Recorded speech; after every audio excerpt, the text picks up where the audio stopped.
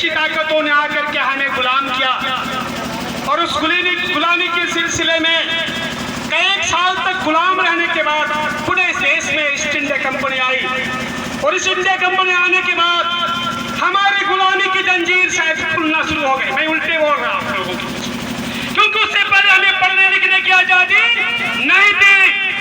जिस देश की कौम पढ़ा लिखा नहीं हो वो कभी आजादी का एहसास नहीं कर सकता है साथियों।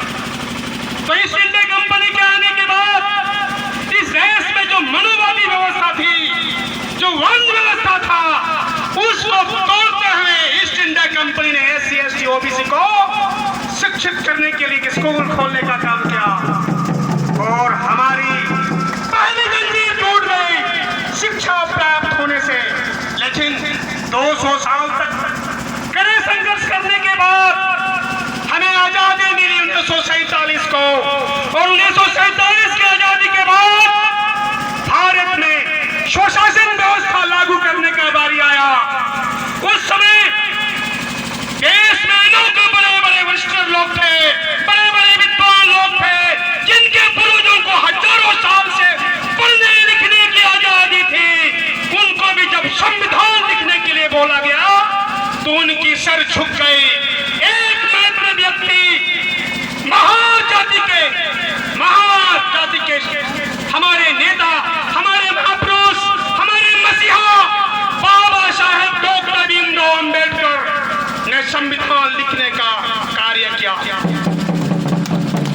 तो आज इस देश में अनेकों धर्म ग्रंथ हैं और उन धर्म ग्रंथों को इससे पहले भारत के संविधान के तौर पर इस्तेमाल किया जाता रहा है।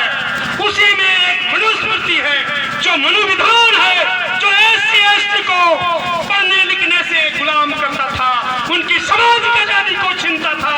बाबा साहब ने उनको निस्तानाबूद करते हुए भारत के संविधान का रचना की और उस भारत के संविधान के बदौलत आज भारत में ग्राम सभा है, प्रखंड में पंचायत समिति है, जिला में जिला परिषद है, विधानसभा में विधायक लोग हैं, MLC लोग हैं और लोकसभा में राज्यसभा और संसद है और साथ ही साथ उसी के हिस्सेदारी में इस देश का न्याय व्यवस्था भी है। लेकिन दुख की बात है इस देश में लगातार भारत के सुप्रीम कोर्ट के द्वारा SC ST OBC के खिलाफ कानून बनाया जा रहा है। जिनको कानून बनाने का अधिकार नहीं वो कानून बना रहे हैं और जिनको कानून बनाने का अधिकार है वो अपनी कुर्सी पे मजे से बैठ करके सो रहे हैं और बोल रहे हैं और वो बोल रहे हैं सबका साथ सबका विकास। ये सबका साथ सबका विकास है? आप लोग बोलिए, जोर से बोलिए। नहीं है तो वैसी सरकार को उखाड़ फेंकने के लिए ये भारत बंद है, वैसी व्यवस्था को उखाड़ फेंकने के लिए ये भारत बंद है। आप साथियों, आप लोगों को मालूम है 1 अगस्त 2024 को 7 जजों के एक खंडपीठ ने हमारे खिलाफ SC ST के खिलाफ फैसला किया। उससे पहले भी आप लोगों को याद होगा हम लोगों ने 2 अप्रैल 2018 को भारत बंद किया था। तब भी इन लोगों ने, जालिम लोगों ने हमारी SC ST एक्ट को तोड़ने का काम किया। साथ ही इस देश में 50% आरक्षण हमें प्राप्त है। SC ST OBC को जो 85% लोग हैं उनको कितना आरक्षण प्राप्त है? 50% आरक्षण प्राप्त है। और कुछ साल से बीजेपी सरकार आने के बाद मैं उसका स्वागत भी करता हूं कि उन्होंने EBC को आरक्षण दिया, मैं उसका स्वागत करता हूं। लेकिन हमारी आरक्षण पे सेंधमारी करने की सोच उनकी नापुंसकता का प्रमाण है। वैसे जजों को मैं चाहता हूं उनको पद से इस्तीफा दे देना चाहिए, क्योंकि वो लोग कॉलेजियम सिस्टम से आए हैं, वो लोग इस देश को बांग्लादेश बनाना चाहते हैं, वो लोग इस देश में लोगों को एक दूसरे से लड़वाना चाहते हैं।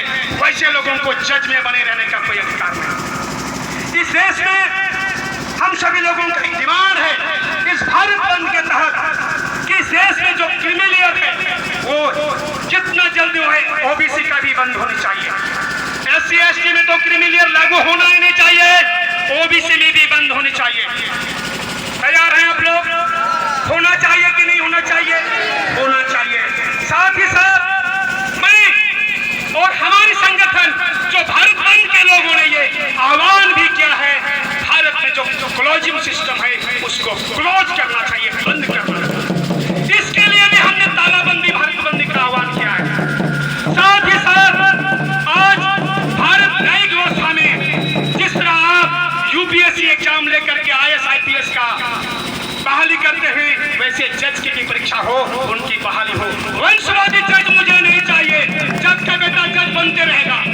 साथ ही मैं छोटा सा उदाहरण देता हूँ। ये जो मनुवादी लोग हैं, बहुत चालाक लोग हैं, बहुत ही साजिश करता लोग हैं। एक गांव में एक घर, एक गांव में एक गाय गवाला था या एक आदिवासी था जिनके पास भैंसें थी, और सभी लोगों को मालूम है भैंसों के गले में क्या बंधा रहता है? घंटी बंधा रहता है। रात में चोर लोग आए और भैंस को चोरी कर लिया, और चोरी करने के बाद जो भैंस की